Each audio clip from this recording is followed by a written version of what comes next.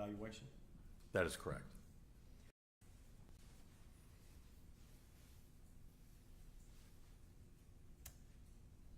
And going to your CV at page 4, you list out your clinical experience going all the way back to 1992. Is that correct, sir? Yes, 1991. 1991, I'm sorry. It's, well, although my patient contact started before that, I was licensed in 1991. Prior to that, I worked in different roles in neuropsychology as a technician administering cognitive tests. So if I did the math right, you've been working in the field of neuropsychology for somewhere around 35 years, is that correct? Yes, as a licensed practitioner for 34 years, and I had additional patient contact that turned out to be invaluable to me for about 4 years prior to that. All right. Now we've talked about your clinical experience treating patients. Do you also have experience doing forensic analysis of persons in both the civil legal field and in the criminal law? I do. And well, let me ask it this way. What's the difference? What's the difference of doing your work in a clinical setting and doing that neuropsychological analysis and doing it in a forensic setting? They are more alike than they are different, but I'm usually reporting the results to some other party other than the patient and their doctor. So it's often to settle a legal issue or some other technical issue like disability, or, well, sometimes it's personal injury, you know, how much damage had someone experienced from an accident, like a brain injury. So it's, many of the techniques are the same. It's a matter of in what way the results are conveyed and what's done with those results. How many, if you had to put a rough number on it, in the course of your career, since you've been licensed in over 30 years now as a neuropsychologist, how many forensic evaluations would you estimate that you've conducted? Well, it's a lot. I've done them every year. I'll give you a rough estimate of between maybe 1,700 and 2,000. That's Yeah. all you can do. I'm not asking Yeah. for a specific number, but just a rough estimate between 1,700 and 2,000. Mm-hmm. Is that correct? That's correct. And have you testified in court before? I have. Have you testified in Tennessee courts before? I have. Has your testimony ever been excluded by a court? It has not. I've testified in this court before. Yes. All right, Your Honor, I would tender Dr. Spica as an expert in neuropsychology and forensic neuropsychology. Anybody want to say? No. Dr. Spica will be declared an expert in clinical neuropsychology and forensic neuropsychology. Thank you, Your Honor.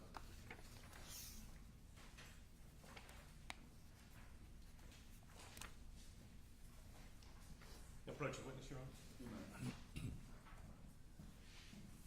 Dr. Spica, I'm going to hand you a document that has something on the cover, and then you'll also look at the first sheet and the second sheet. There's a copy for the court. And what have I handed you, Dr. Spica? The first page is an affidavit from me, dated July 9th of 2025. The next page is the first page of my summary letter regarding my examination of Travis Reinking. All right. And we're going to go through your work in Mr. Rinking's case and the neuropsychological testing that you've done. But the testing that you conducted, the materials that you reviewed, the results of that testing, and your forensic neuropsychological opinions, are they stated in your summary letter? Yes. And does the affidavit put your summary letter under oath? Yes. Your Honor, I offer the affidavit and the report as Exhibit 5 to this hearing. No, thank you so much. Oh.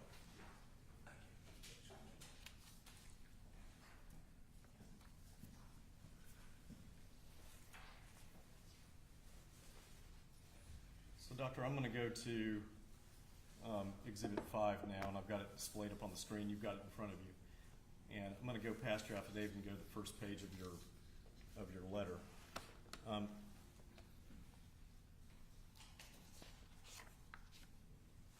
Did I contact you about being involved in a neuropsychological evaluation and a forensic evaluation of Mr. Travis Reinking? Yes. And when I contacted you, did I ask you to find a particular way to find that he was legally insane? No, you asked for my opinion regarding his status. Right. And did I ask you to come in and find that his capacity was diminished at the time and that he could not have formed premeditation or specific intent? No. Did I ask just for your objective neuropsychological analysis? Yes, that's all I ever offer. Yes. Yeah. And is your reputation more important than any particular case? Yes. Well, and the individuals involved. So the truth is more important than obtaining a case. If it were not this case, I would have had another case. Right. And that brings me to my next point. Since you also have a significant clinical practice where you're treating people, in addition to doing forensic work, working on this case, did it prevent you from doing work in treating your patients? Yes. It's a finite amount of time that I have to spend. Right. And as a result, do you charge just your normal hourly rates for your forensic work? Yes. Yeah, in this case, my rate has gone up, but at that time, it was $450 per hour. All right. And have you charged anything other than your normal hourly rate in this case? No. If you had to put a rough percentage on your time and your time that's focused on forensic work versus clinical work treating patients, what would be the rough breakdown? Roughly, I think my clinical work is 90%, and then I try to contribute. I feel that doing the forensic work is a contribution as a clinician, as a scientist, so that's about 10%. So now let's talk about your evaluations here concerning Mr. Reinking. And in your summary letter, you list out at page 1 the number of times you were able to see Mr. Reinking. How often did you go see him? I saw him on 3 occasions. The most recent was earlier this year. And what dates were those, Doctor? The dates were June 20th of 24, August 9th of 2024, and then January 31st of 2025. Where was Mr. Reinking when you saw him, when you met with him? At the facility in Wartburg, Tennessee. So the Morgan County Correctional Complex, the prison? That's the one. Yes. And when you saw him, were you able to see him where he was unrestrained and able to do the testing appropriately? Yes, it met the standard conditions so that he didn't feel surveilled while we were doing it, and he had free motion to do the physical tasks. It met the standard conditions for valid testing. Right. And so if you had to try to do that testing with him behind a glass or while he was restrained in some way, would that have met the standard conditions for doing neuropsychological testing? No, it wouldn't. It would have compromised the validity of the testing and make the data uninterpretable. All right. To your knowledge, was one of the reasons why you weren't able to see him until 2024 because of his security status at the prison? I believe so. And that his security status had to be reduced. It got to the point it was reduced down to where someone could visit him without him being restrained in some way. That's my understanding. All right.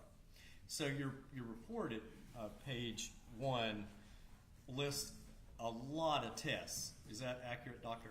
Yes, that list goes on to page 2. So I'm not going to ask you about every single test. I think if I started to, Judge Fishburne would tell me to shut up. Politely, I'm sure. But let me go through in general what these tests are and have you explain to us why you gave them and if they are the standard tests that are given during a neuropsychological battery of testing. So can you explain these tests and why you gave them to Mr. Reinking? Yes, the idea is to assess the standard domains of cognition. So we think of cognition as having these different subparts, including, and so it's a list of domains. There's intelligence, and then we look at executive functioning, which is like mental organization, and then more simple attention, and then we have tests for language, and tests for memory, and then emotional functioning, and I may have left one out, but those are the sort of discrete categories of cognitive functioning, and these tests were aimed at assessing specific functions within those domains. So there's memory tests, and there's language tests, and attention tests, and so on, and there's redundancy. I was trying to see how steady he was across the 3 points of contact. How important was it that you were able to do 3 different sets of neuropsychological testing spread apart by several months? It raises the meaning, the validity of the testing to see how stable he was over time. We always fear that you could see a patient and it would be a fluke of a day where they're especially sharp that day or especially dull and non-functioning that day. So this gives me 3 points over time to look longitudinally at about how he was functioning. In this case, it was quite steady. Every single time? Correct. All 3 times? And these tests that you give, are these the well-recognized types of tests in the field of neuropsychology? Yes, these are widely used in the discipline of neuropsychology. They're published, validated tests that are available for standardized testing. When you're developing, in the field of neuropsychology, when in this field of science, when these tests are being researched and developed, how does that process work? Can you explain that to us? Well, it's a little outside of my scope. The test publishers are particularly knowledgeable and practiced in doing that. But my understanding is that they administer a new standardized test to a variety of different kinds of patients to see how those groups of patients perform on the test, what kinds of profiles they exhibit, what constellations of scores, and it gives a normative data set so that we can compare an individual's patient score to the normative set and see was that a good performance or bad performance, and compared to what? Typically it's compared to people the same age, possibly same age and education and handedness and gender. Depending on the test, we have normative comparison groups for each measure. When you say normative comparison groups, do you mean persons that do not have deficits, people that are at a normal functioning level? Most commonly, yes. Sometimes specific groups are helpful, like you could have a group of malingerers, people you know are faking an illness, and you want to see how that group performs on a specific test so you can compare the pattern of result from your patient to that group to see if they are similar or dissimilar from a specialty group like malingering. And have you been administering and scoring these types of tests for decades? Since 1981. So for decades? Yes. All right. And so it sounds like you were involved in the interpretation and the scoring of these tests long before you even had your PhD. Is that right? In the administration and standard administration and scoring, yes, the interpretation came with the additional training. Right. Yeah, so 81, this is why I'm tired. Okay. All right, Doctor. So, explain to us what these tests, and you briefly touched on how they will look at different things concerning memory and brain function. Can you explain to us what it is you are investigating concerning the person that you're administering the test to? What these tests are getting at, what you're trying to figure out is going on with the person through this set of testing? It's almost a simple question of what are their levels. So if we look at those different cognitive domains, how would you characterize this individual?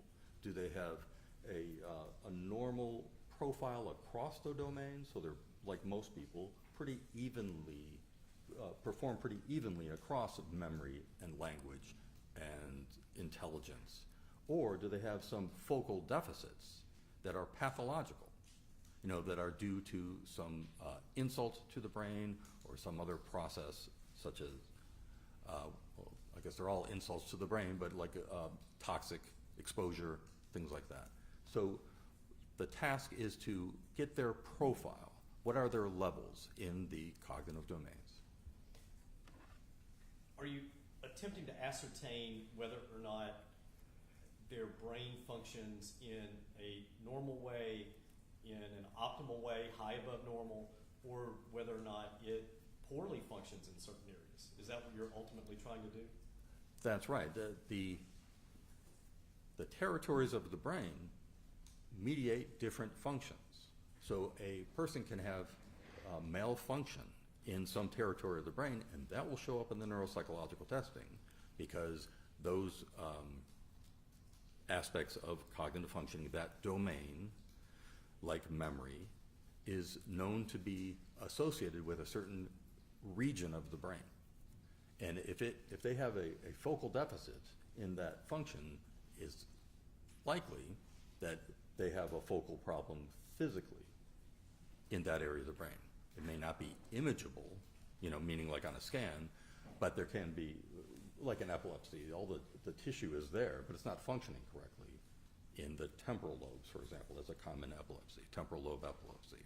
They will fail tests on cognitive testing that relate to temporal lobe functioning. And that brings up a good point. Neurocognitive deficits, you were just describing temporal lobe epilepsy, right? Would you classify that as a neurocognitive defect or a deficit? Temporal lobe epilepsy does commonly result in neurocognitive defects. All right. So given that, you just said that may not show up on an image that you're looking at of the brain. You may not see some sort of problem with the tissue. Is that right? Most images are static. It just shows tissue, yeah. Whereas the cognitive testing is true human performance factors. So it's whether or not the tissue is working, not just if it's there. Okay. So would you consider, I'll ask it this way, do the neuropsychological tests provide a greater insight into whether or not there is some problem with the brain than imaging the brain? You are in the meeting now. It is where the rubber meets the road. Is the person functioning?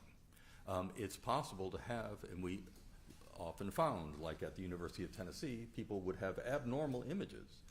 Their brain is not the typical morphometry, the typical shape and patency, but they're functioning. So the brain looks abnormal, but they're not showing cognitive impairment. Obversely, we've certainly have had, and this may be the most common scenario, people have neurocognitive deficits, but it doesn't show up in tissue in a static scan. It may show up in something more dynamic. Like in epilepsy, there's the electroencephalogram, where the neurons are firing irregularly, so that can show up in surface activity of the electroencephalogram. And to be fair, though, if you don't have a disorder where, like epilepsy, where your neurons, the electrical activity in your brain is firing irregularly, your issue, if you have a neurocognitive deficit, it may not show up on any sort of observable exam. Even the epilepsy may not show up on an electroencephalogram. It's limited to, and I'm not a specialist in EEGs, but more surface activity. A person can still be having seizures and cognitive deficits that the technology hasn't captured yet. Yeah, my point being here that the battery of neuropsychological testing, is that what is well recognized in the field of neuropsychology in order to determine whether or not someone has neurocognitive deficits? Absolutely. All right. And when we talk about neurocognitive deficits and neuropsychology and neuropsychological testing,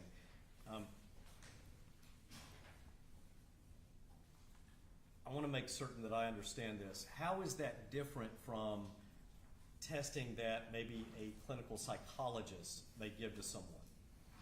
Well, the testing a clinical psychologist would gives someone is valuable in terms of personality functioning and how they may relate to others and what possibly maladaptive behaviors or habits they have. So it has value too. The neuropsychological functioning pertains to cognition and how well they are able to think through problems, understand stimuli, understand what's coming at them. It's more of interpretation on an intellectual or on a cognitive level of their world around them, whereas psychological testing tends to be more about mood and behavior patterns. So if I understood you correctly, neuropsychological testing and neuropsychology, you're more focused on whether or not the person is able to accurately interpret and process reality around them. Is that fair, Doctor? That is a large part of it. I imagine we might start thinking about it in three main stages of taking in information, processing it, what you've taken in, and then, so that's input, and then a kind of output of behavioral plan. Having an organized program of activity based on what you perceived in the world and how you process it. So maybe three main stages of human conduct as they navigate through the world. So the intake of information, what you see, what you hear, what you observe, and then how you interpret it in your brain. Is that right? Yes. And then how you then determine what to do after that interpretation. Is that right? How well you are able to act on it and develop, like I said, a program of activity, a desired response. In its simplest terms, can a person perceive an object coming toward them, understand what it is, and then successfully make a plan to move out of the way, which requires output of the brain to, motor control of the body, to, three stages: input, processing, interpretation, and output. All right. And that's something that's specific to the testing that you're giving here and specific to neuropsychology that is different from the testing that a clinical psychologist may give. Is that right? Yes, that's why we exist. All right. So I'm next going to turn, before I turn to materials that you reviewed, so these three different examinations of Mr. Reinking that you did, in addition to administering these tests, this battery of tests, how long does it take to administer this battery of tests to an individual? Well, I tried to re-administer things to see how he was doing each time. So I think overall it was probably between 6 hours, maybe 7 hours total. Or maybe 5.5 to, I don't know, I'm trying to calculate, but That's okay. Yeah, about 6 hours combining the three visits together. All right. So it takes a few hours each time to administer these tests, in other words. Is that right? Yes. Okay.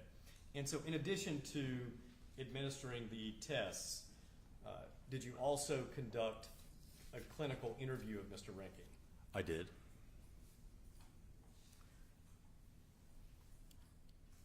And now I'm going to go to page 2 of Exhibit page 2 of the letter. And do you list out all the materials that you were provided and that you reviewed concerning Mr. Reinking? Yeah, my summary includes everything that I reviewed, and everything listed I did review. All right. And Doctor, if we need to get into it either on direct or cross, you've got a computer up there with a flash drive that contains all the materials you reviewed. I've also got them on a hard drive here. The materials that you were provided and the materials that you reviewed concerning Mr. Reinking, are those the type of materials that a neuropsychologist conducting a forensic evaluation of mental state at the time of the commission of the offense would reasonably rely upon in formulating that opinion? Yes. Judge, offer this hard drive of materials that Dr. Speaker reviewed as the next exhibit. 6.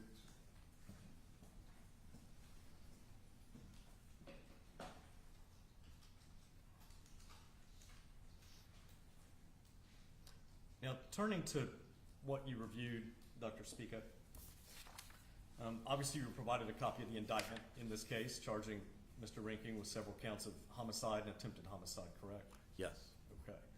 And you got his medical records from since he's been in prison at the Tennessee Department of Correction? Yes. And did you have his records from where he was judicially hospitalized at the state's hospital, Middle Tennessee Mental Health Institute? I did. And did you also get the records from Vanderbilt University Medical Center, who had the state's contract to do the initial competency evaluation? Yes, I did. And did you also have a number of other records concerning Mr. Reinking? That's correct. Medical records going back years? Medical records and school records, and his own journals. It was a variety of types of information. Did you read through his journals? I did. Did you have an opportunity to review the forensic evaluation that was done by Vanderbilt concerning competency and the report of a Dr. Wood? Yes. 47 pages. It was quite comprehensive. Yes. And did Dr. Wood defer her ultimate findings concerning legal insanity? Pending judicial hospitalization? Yes, I believe that's correct. And even with the deferred findings for a final opinion on legal insanity for judicial hospitalization, do you recall whether or not Dr. Wood found Mr. Reinking to be competent to stand trial at that time? I believe she did not find him competent at that time. And at the time that she was examining Mr. Reinking, was Mr. Reinking being treated for schizophrenia? At that time, I believe he had begun treatment for schizophrenia. I'm not sure about that point. We might have to review the specific document, but he started to be treated as part of the process after he had been incarcerated. All right, so when he was at the Davidson, so when she was evaluating him at the Davidson County Jail, had he yet been sent to Middle Tennessee Mental Health for judicial hospitalization? He had not. All right. And so, are you familiar with what she diagnosed Mr. Reinking with? What psychiatric condition? I believe it was schizophrenia. And the records at Middle Tennessee Mental Health, did you have an opportunity to review all of those records, Doctor? Yes. Did you have an opportunity to review all the progress notes from Middle Tennessee Mental Health leading up to their ultimate report concerning competency and legal insanity? Yes.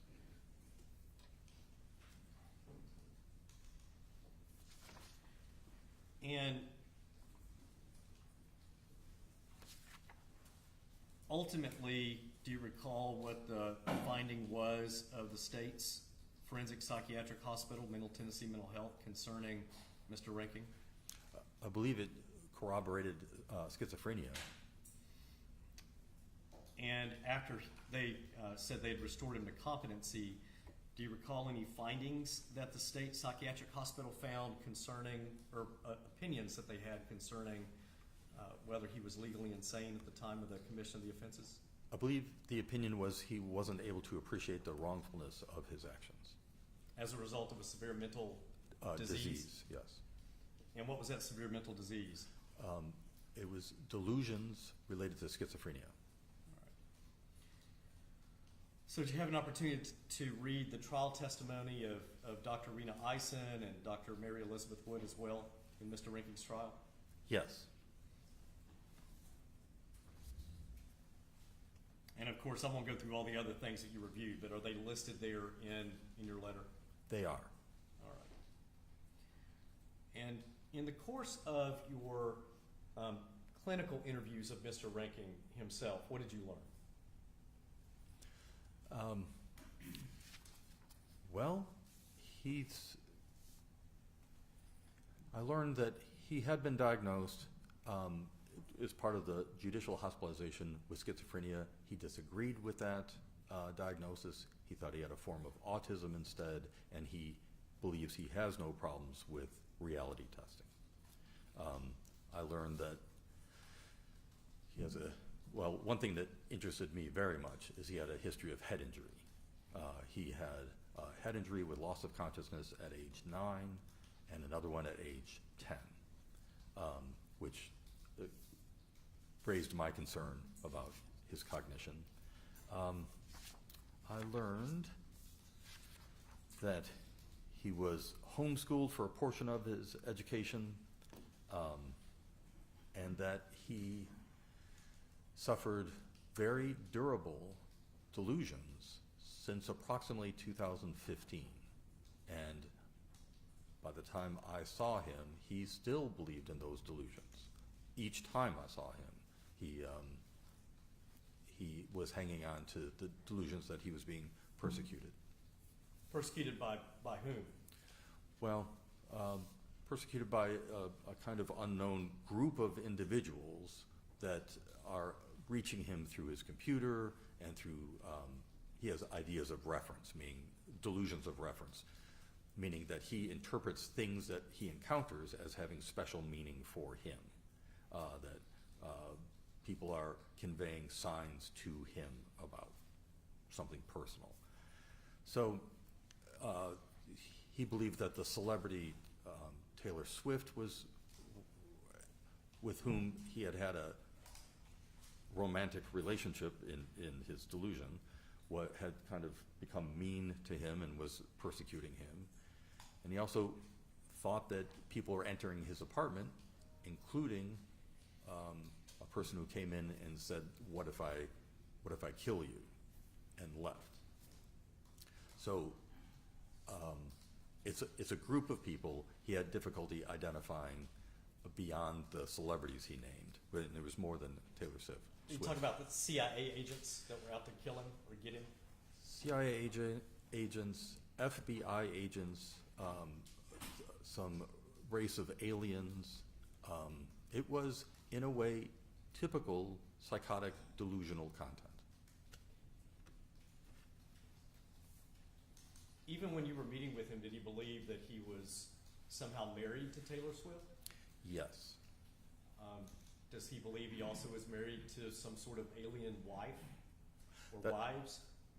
That is what he told me. The Taylor Swift report was complicated because he would try to explain that there's more than one Taylor Swift, and he's married to one of them, and the other one is interfering with his marriage.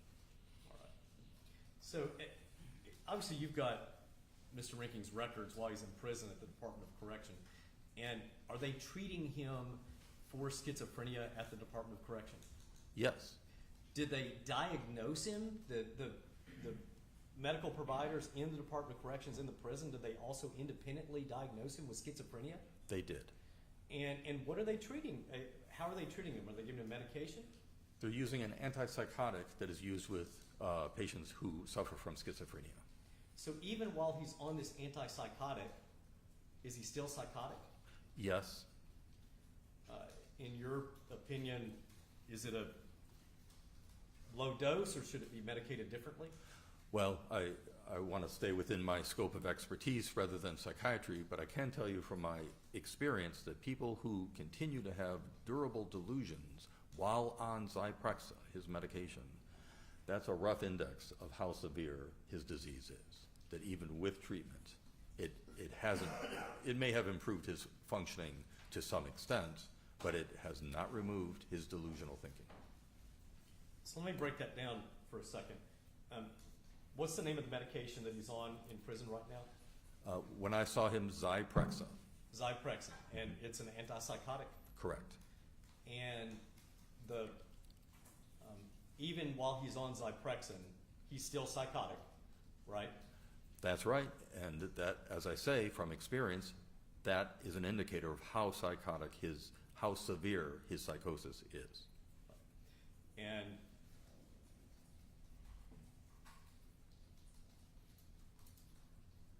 even though he was on this antipsychotic medication, do you believe that that impacts the validity of the neuropsychological testing that you did in any way? Oh, that's an important point. I did validity testing every time I saw him. And there's two kinds of validity that we think about. Performance validity, which is how hard he's trying on the cognitive testing. He's not faking an illness like a memory problem. So I did performance validity, and I also did symptom validity, which is how genuine is he being in his self-report?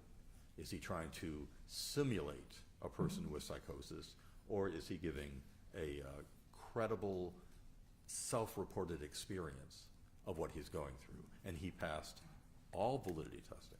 He passed that symptom of validity, so he was giving me his true experiences, and he passed the performance validity. So he tried his best on the cognitive testing. So if anything, with the antipsychotic medication that he's on, would it potentially cause him to perform better on the neuropsychological testing than he would have otherwise? Yes, it typically improves a person's performance because they're better able to focus and devote themselves to the task at hand because of some control of the psychotic experience.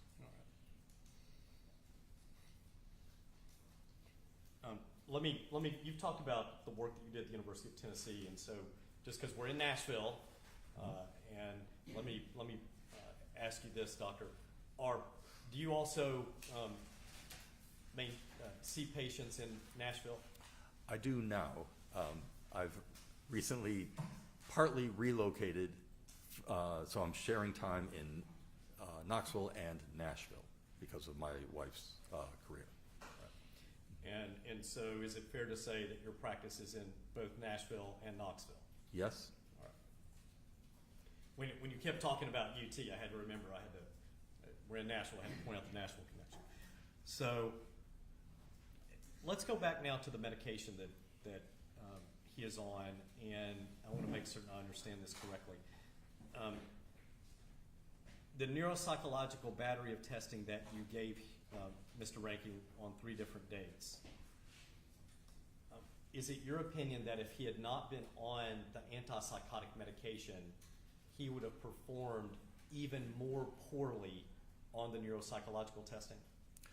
That is more likely than not. He would have demonstrated deficits beyond the areas of deficits that I found. It would have been broader and more widespread. So if anything, the antipsychotic medication, it certainly did not cause him to perform poorly on the testing. It actually improved his performance on the testing. Is that fair? I believe that's correct. All right. Let's talk about closed head injuries for a moment. And you said it was noteworthy that you learned in his history that he had these closed head injuries with loss of consciousness. Is that correct? It is. I have to say it's not uncommon for individuals with schizophrenia you will uncover they had closed head injuries earlier in their life. I'm not saying that the injury caused the disease. It may be the other way around, that their schizophrenia, before it comes to expression, while they're still young, it is a compromise of the brain, so they're not able to stay out of harm's way. So they tend to have more accidents and injuries, including head injuries. And when I say they, I mean people who later develop and turn out to have major mental illness like schizophrenia. So it's common for us to ask, when a person suffers from schizophrenia, to ask about head injuries earlier, because it just appears to be a liability they have from having a compromised brain throughout life. So you said it's common to ask, and so I'm going to go back now. Someone that had years of untreated schizophrenia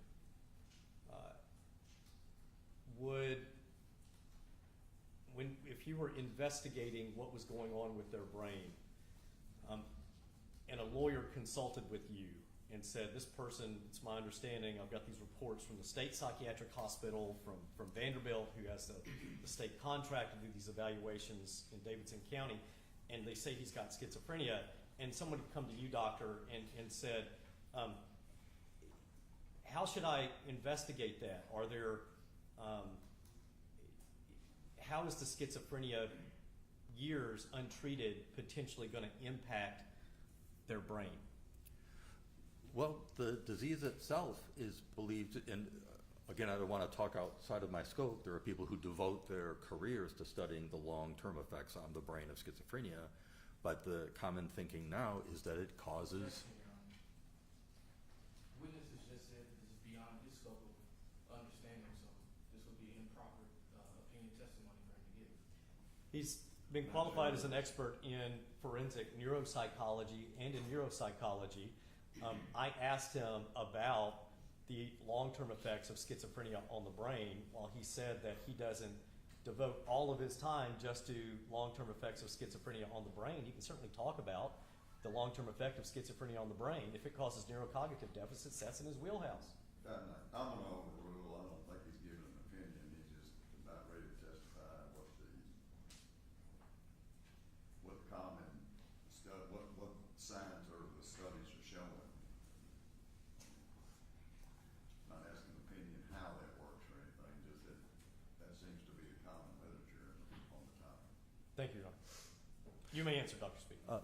I was saying that it is in the scientific literature now that there is deterioration of the brain cells with chronic schizophrenia over time. And so if you have deterioration of the brain cells with chronic schizophrenia over time, is that going to cause, cognitive functioning problems? It does. Okay. And we keep calling this cognitive functioning, but is a common way to say this brain damage? Yes. And so the schizophrenia over time, if left untreated, in and of itself can be a cause for brain damage showing up in the neuropsychological testing. Is that right? Yes, although I want to be clear that in this case, the kinds of deficits he showed are more reasonably attributed to head injury than to schizophrenia. That it's a different pattern, a different fingerprint of strengths and weaknesses than what we expect from chronic schizophrenia. I think it's most reasonable to say that the areas of deficits I found may have multiple contributions, and it's most reasonable to include head injury because of its pattern.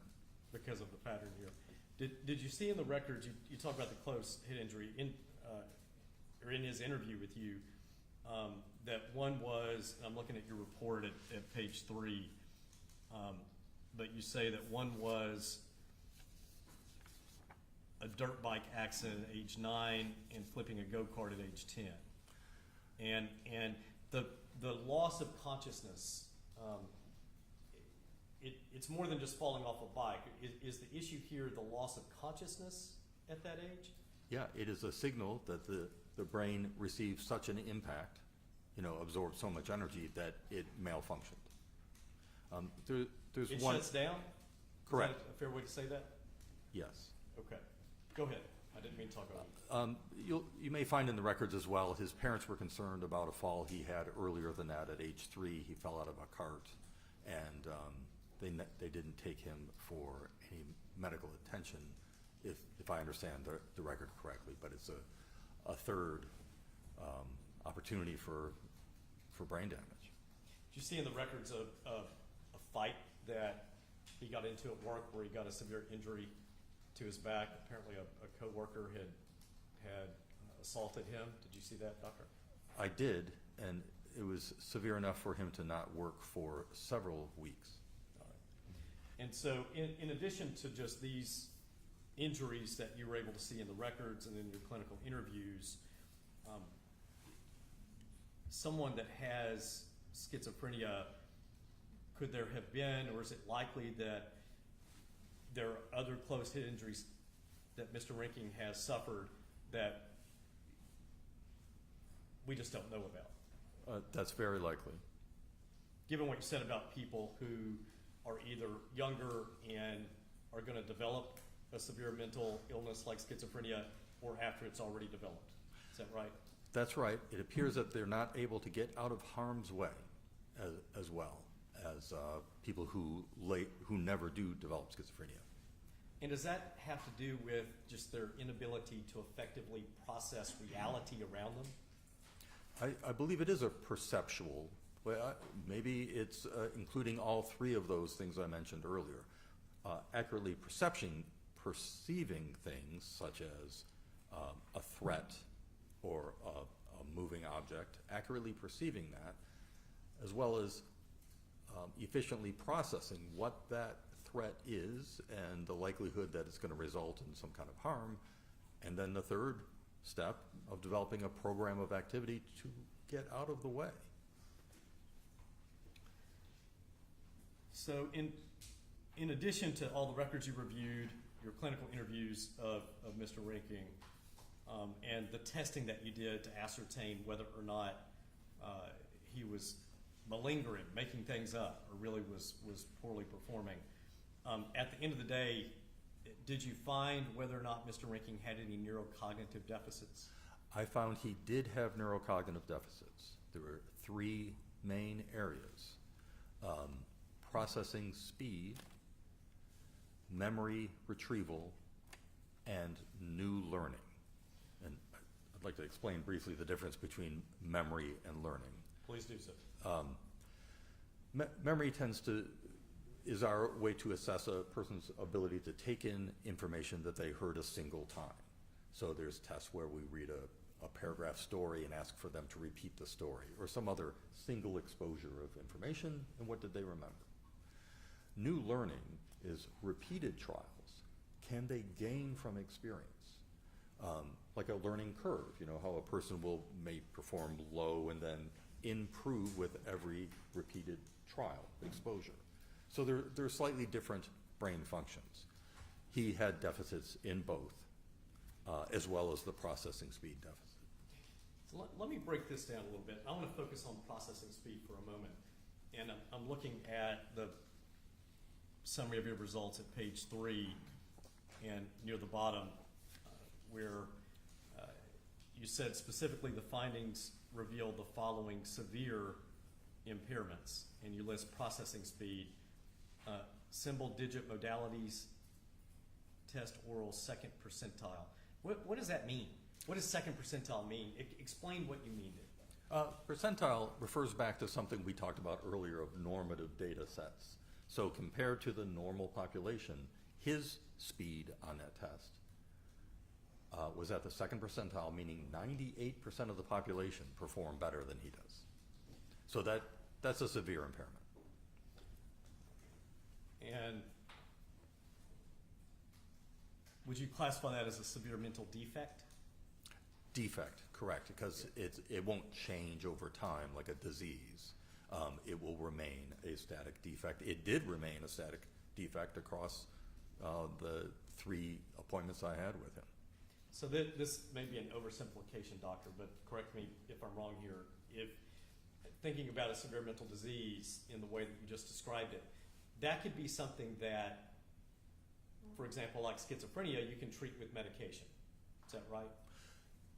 You can treat it with medication, and it can vary because of the response to the medication, but there's also mental illnesses that vary without medication that have active phases and inactive phases, so the individual can be relatively high functioning for a while and then go into a disorganized phase. bipolar disorder is like that, active and inactive phases. Schizophrenia, to some extent, has more active and less active phases. So it's a disease in that it can vary over time on its own or in response to treatment. So contrasting that with a severe mental defect, with the processing speed, severe mental defect, and I think you also call it a neurocognitive deficit, severe neurocognitive deficit. That's not something that you can treat with medication, is that right? We're trying. It is brain damage, but we are trying to develop medications to try to compensate for brain damage. So, I'll ask you that, was that some of the research you were doing with the Pat Summitt Clinic, the Alzheimer's Clinic? yes, and before. Yes. And before, all right. But even though you're trying, it's not something that can be made better right now significantly with medication. Is that fair? At this point, it can't be made better with medication either. Okay. And so this second percentile processing speed, explain to us what, we now understand that his processing speed is worse than 98% of the population. Explain to us what that means. What do you mean by when you say processing speed? Explain that to us. It's like mental dexterity, how able you are to take in information and manipulate it, do something with it.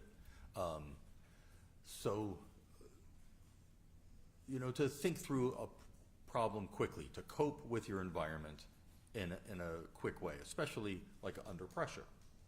So how dexterous are you at processing information that comes to you in the moment? Could you still be capable of playing a video game and have low processing speed? Of course. And are you aware that Mr. Reinking used to play video games? Yes. And in fact, have you looked at videos that he made of himself playing video games? I did. I saw a screen while evidently he was playing this game. Yes. And that's, did you review several videos that he made of himself like that? I think there were 40 videos altogether. All right. And in the course of looking at those, I mean, I just want to make certain we understand, because just because you're able to watch something on a screen, a video game, and click and do things in the game, this low processing speed, his ability to play video games, what I'm asking you is that somehow inconsistent with your neuropsychological findings that he has this extraordinarily low processing speed? It is not. Can you explain that to us? Well, a person with enough experience playing a game can learn to compensate, can learn to expect and anticipate what will happen in this game from experience of playing the game. You can come up with sort of preload your response and the possible ways to cope with whatever's going on in the game. And I have to say that this individual, Reinking, is highly intelligent. His intelligence is above the average range. So that disparity between the second percentile scores he's getting for mental speed and his intellect is even greater than comparing him to the normative population, where you would expect a average IQ. His IQ is closer to the 81st percentile from the measure that I gave him. And is that, let me stop you there, is that one of the reasons why, just to make sure I understand this, is that one of the reasons why you believe the brain damage is due to closed head injury as opposed to just long-term untreated schizophrenia? Correct. That you've got this disparity in certain areas that would lend themselves to injury as opposed to the untreated schizophrenia over time? Correct. It's so focal, and you mean focal? It concerns a particular area so badly, but doesn't impact other areas as badly. Right, and when we say particular areas, meaning domains, like memory retrieval, that means particular area of the brain as well, because there is a physical reality to what parts of the brain, what structures are mediating that function. The fact is that the internal shape of the skull, the internal topography includes these bony ridges and areas within the skull that make the brain susceptible to injury from a blow to the head. And he's showing the kind of deficits that are very consistent with a blow to the head rather than a more generalized lowering of cognitive power we see with chronic schizophrenia. So if someone described chronic schizophrenia as your brain on fire, and the brain on fire impacts the entirety of the brain over time if not treated, would that be a fair example or a fair way to describe that, doctor? I think that's good, yes. And so under that example, the fire that is not being medicated, not being controlled, as it's eating up the brain or the way the brain functions, if I understand what you're saying correctly, that's going to affect all areas of cognition and not just certain focused areas. Is that correct? That tends to be the pattern in schizophrenia, that it'll show global loss of cognitive power as opposed to focal, very specific deficits. All right. So the processing speed here that Mr. Reinking is severely impaired in, back to the video game example, I've not played video games since Super Mario Brothers in the 1980s. And my little brother and I played it so much that I can play it without thinking. I know what's going to come about. Is that what you're sort of describing? Someone that is playing a video game over time can get better at the video game and overcome this processing speed issue? Especially an individual of such high intelligence as this person. Yeah, they will learn to compensate and come up with techniques. But if they're in an environment, now let's contrast that with an environment where you're not getting to do the same thing over and over and over and over and over and practice it and use your intelligence to compensate for the memory issue. If you're in an environment where, like the real world, that changes all the time and you're constantly dealing with new scenarios, new situations, can that processing speed adversely affect your ability to determine your reality and how to react to reality? It can, and again, I want to point to this individual with his high intellect. It will start to work against him because he'll start to draw connections between things he sees that where there isn't a true connection. You know, his imagination will engage about how and try to make sense of what he's seeing and drawing, like I said, some inner relationships between things that have nothing to do with each other. But in part, that's the liability of having high intellect and a broad imagination to draw those kinds of false connections. And having slow processing speed, fighting against that tendency to draw connections, it's going to add to disorganized thinking and disorganized response. So even though Mr. Reinking is highly intelligent, here, given that he has these focused neurocognitive deficits, if I understood you correctly, the intelligence, it works against him, is that right? Well, I don't want to overstate that, but I think that's the case with him, that his high intellect, I think, may have helped few, and we've seen it in other cases, some very famous cases of mathematicians and so on, where their intellect actually added to this process of drawing interconnections between things that are not truly connected.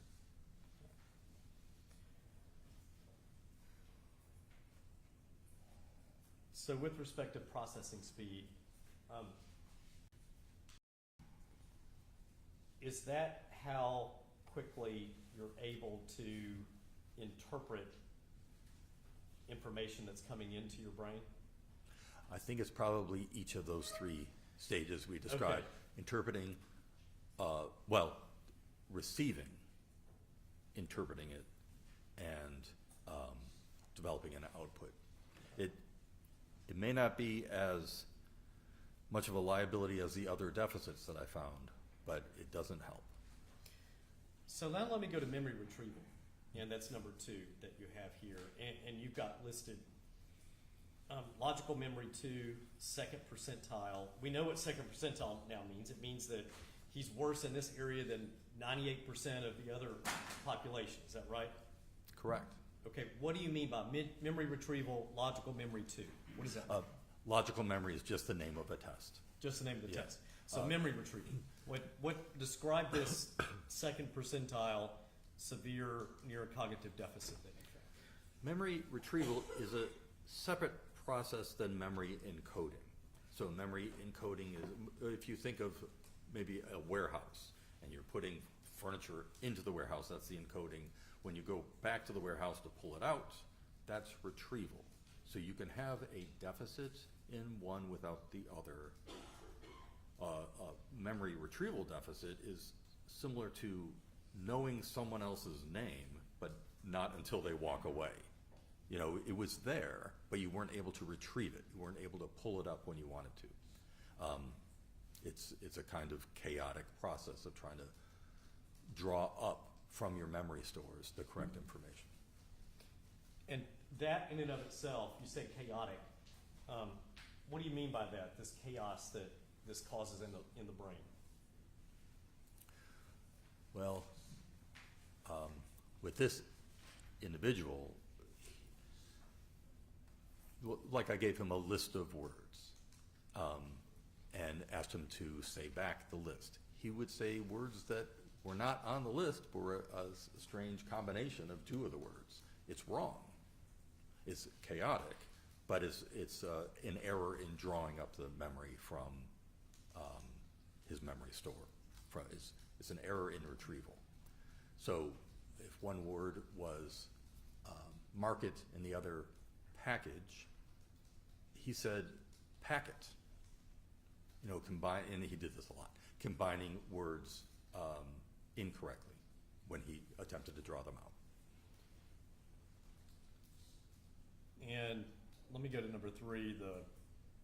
You say new learning, and if I'm reading that correctly, less than the first percentile. That means that more than 99% of the population scores better than he does on that kind of test. So you read it correctly. So help us understand, what do you mean by that? What does that mean, that he has this sort of severe neurocognitive deficit that is,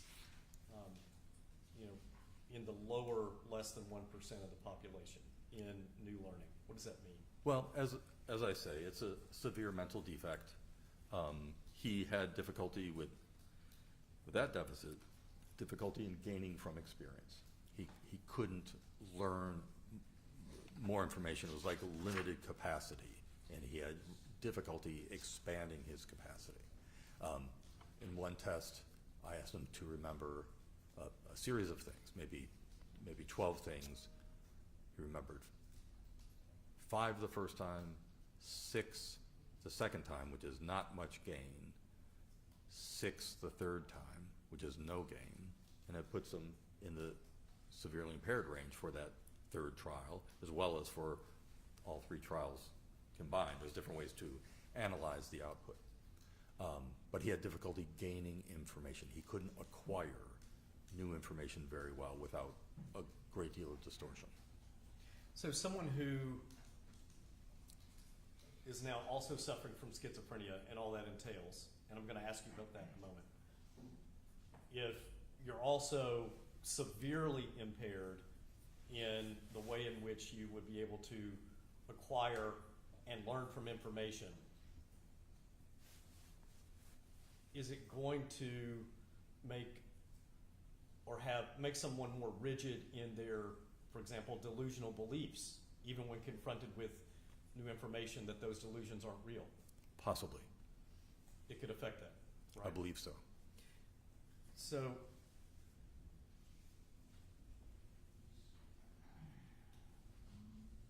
with respect to Mr.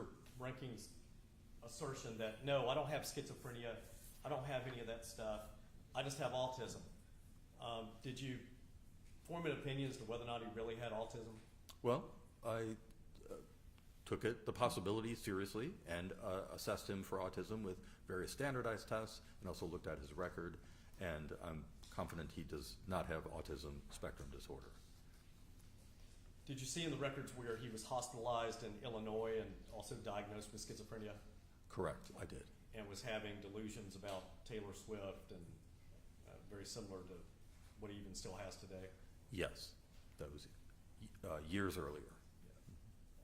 in 2016? Right. And the report was that he had been ill for about a year prior to that hospitalization with similar delusions.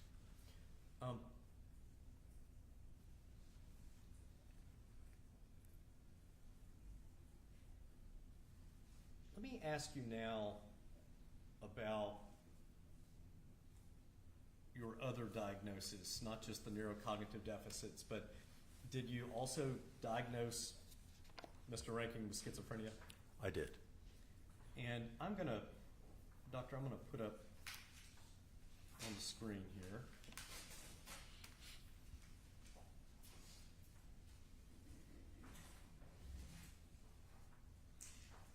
And you can see it over to your right. The diagnostic criteria for schizophrenia. The Diagnostic and Statistical Manual, 5th edition, text revision. What is that? That is the most recent version of the diagnostic manual we use in mental health and medicine to classify mental conditions. And does it help you ascertain how to diagnose certain mental diseases and defects? Yeah, the DSM provides a standard set of criteria that you meet in order to classify a person with that condition. It helps very much with communicating between professionals what this person is suffering from, and facilitates treatment across settings. So looking at the diagnostic criteria for schizophrenia, in the course of diagnosing Mr. Reinking with schizophrenia, what diagnostic criteria specifically do you believe under the DSM-5 TR are present concerning Mr. Reinking? I did use these criteria, and in his case, he met delusions, that we've talked about, also hallucinations, because he described hearing voices and people imitating dogs barking and other auditory phenomena. Did he hear the voice of God? Yes, exactly, and including commands from God. He demonstrated disorganized speech, like when in casual conversation or asking him to describe something, he would be quite tangential and disorganized, and draw connections between things that don't exist. And he also demonstrated disorganized behavior. There's episodes in the record where he did things that were nonsensical. And then negative symptoms, I believe he met that too. So you need to meet 2 of these criteria. And it looks to me, and this is not unusual, that he actually meets 5. It's not unusual when the person's schizophrenia is more severe. So would you classify Mr. Reinking's schizophrenia as severe? I do, in large part because he meets so many criteria. Right. And it's so, it interferes with his functioning to the extreme extent.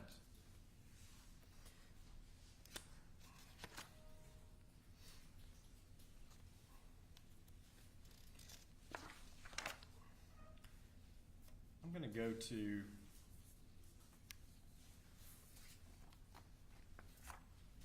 toward the end of your letter. Were you able to formulate any particular forensic findings concerning Mr. Reinking and his mental state at the time of the commission of the offenses here? Yes. Were you able to formulate any opinion to a reasonable degree of professional certainty about his ability or whether or not he suffered from a severe mental disease or a severe mental defect? I did. My opinion is that he does suffer from a severe mental disease, and that is schizophrenia and the delusions that come with it. In addition, I think there's ample evidence for a severe mental defect in the form of the brain damage we described, and that's titled neurocognitive disorder.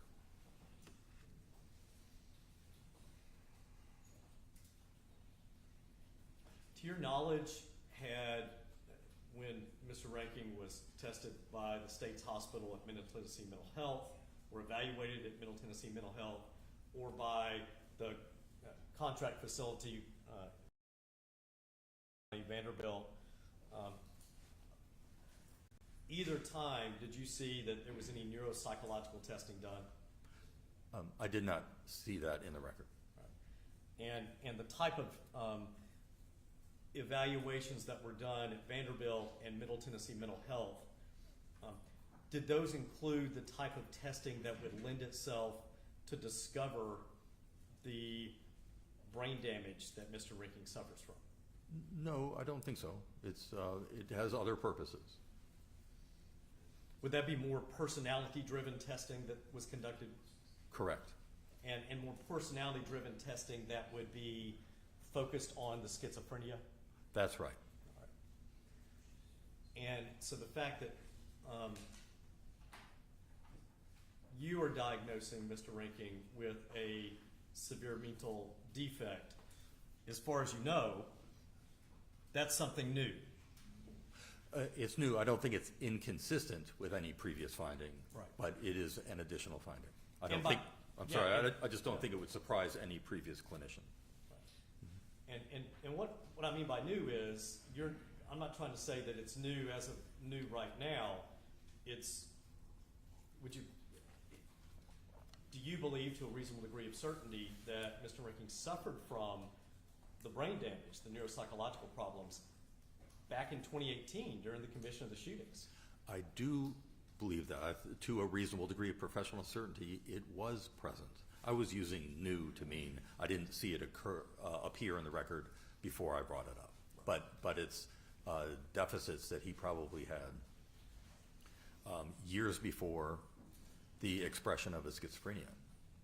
And so now let me go back. If I'm going to pose a hypothetical too. If you had been consulted in this case back in the 2019 timeframe, after the evaluations at Vanderbilt had been done, or by Vanderbilt, after the evaluations at Middle Tennessee Mental Health had been done, and you were able to review those records that you've now reviewed. In the course of consulting with counsel about how the mental health issues should be investigated, would you have recommended neuropsychological testing? I would, and if the testing had been done, I think the results would be the same. And why would you have recommended it? What in your review of the records, and if you had interviewed Mr. Reinking and gotten the information that you got back in 2019, what in the records would lend themselves to someone who is an experienced clinician like you and someone experienced in forensic evaluations like you? What would have lent itself to needing to investigate the neurocognitive functioning issues for Mr. Reinking? Well, typically I find it will trigger a referral to me when the clinician sees things like Reinking's severe assault, the fight that he had, and other things that may have put his brain at risk. like the fact that he developed schizophrenia and these prior head injuries, the report from the parents of falling out of a shopping cart. Anything that suggests possible insult to the brain tends to trigger the referral to me. All right. And so if you've been consulted, if I, for example, if I'd come to you and I'd said, doctor, help me understand, what do I need to do? This is a major case. It is what he did is horrific and horrible, and people have been killed and they have been seriously injured. And I've got a duty to investigate what was going on with him at the time, and I've got a sense of these experts who work for the state have made a determination that he has schizophrenia and that he was legally insane. What do I need to do to further investigate that, doctor? If I'd come to you and I'd said that, what would you have said should be done to investigate the mental health evidence in this case? I may have already said this, but a conventional neuropsychological exam. It's so easy to do. It's a simple enough exam to get done, and it's why I do them all the time. So if you had seen schizophrenia, would you have said, gosh, because what I'm seeing in the records concerning this fight that he had in Illinois, and then also just people with schizophrenia are more prone to closed head injuries over time, would that have been some of the factors that you looked at and you would have advised, we need to do a neuropsychological evaluation, we need to see if brain damage is present? That's correct. Would you have advised whether or not a forensic psychiatrist needed to be involved? I do think forensic psychiatrists, yes, because anything that schizophrenia is in many ways a metabolic condition, and it's the brain chemistry, and this is the purview of forensic psychiatrists to consult on the nature and magnitude of psychiatric disorder at a molecular level and medication response. This is the purview of a forensic psychiatrist. And is that why schizophrenia is best treated with medication? I believe so, yes. In the course of your review of the materials in this case and the evaluations that were done in the Davidson County Jail by Vanderbilt or at Middle Tennessee Mental Health at the State's Hospital there, did you ever see that a forensic psychiatrist was directly involved in the forensic evaluations of Mr. Reinking? Not that I saw.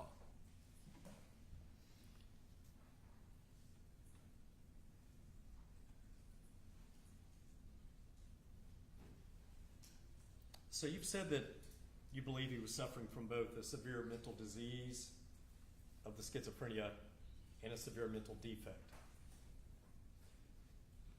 I want to ask you, and if you could explain for us, because you've explained the neurocognitive deficits, and you've explained schizophrenia, how in Mr.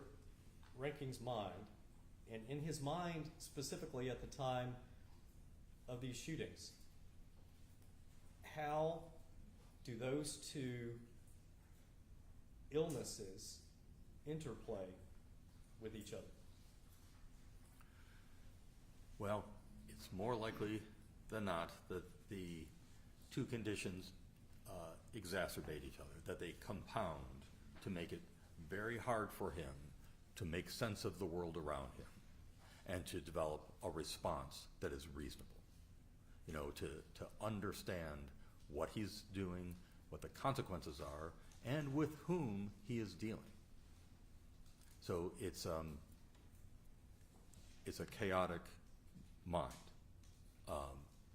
in the first place because of the schizophrenia and a lack of facility or efficiency in processing information only makes that worse. So at the time that he went into the Waffle House, did he believe he was acting on a direction from God? That's my understanding, yes. And is that your understanding based on what? His statements and the multiple records And you say in your report that as a result of the schizophrenia and the impaired neurocognitive functioning likely caused him unable to appreciate the nature or wrongfulness of his actions. That's correct. That is my opinion. Let me talk about nature for a moment with you. You read the trial testimony of the psychologists who testified at trial, right? Yes, two different psychologists. Dr. Eisen and Dr. Wood. Neither of whom are neuropsychologists, right? Correct. And did you read a lot of testimony about, as a result of the schizophrenia, inability to appreciate wrongfulness? Do you recall that, Doctor? Yes, it was their opinion that he was unable to appreciate the wrongfulness of his actions. But you have found that not just was he unable to appreciate the wrongfulness, but he was also unable to appreciate the nature of his conduct. Is that correct? Yes, I feel like he does not grasp the larger context of his actions, the nature of his actions, and like I said, with whom he's interacting. So he thinks that he's responding to people who are threatening him, and they are not threatening him. So the nature of his response is distorted and incorrect. So I used this example yesterday, but I'm going to see if you agree with me here. With respect to the nature of the conduct, does that mean, from a neuropsychological perspective and a forensic neuropsychological perspective, to you in your field, does that mean that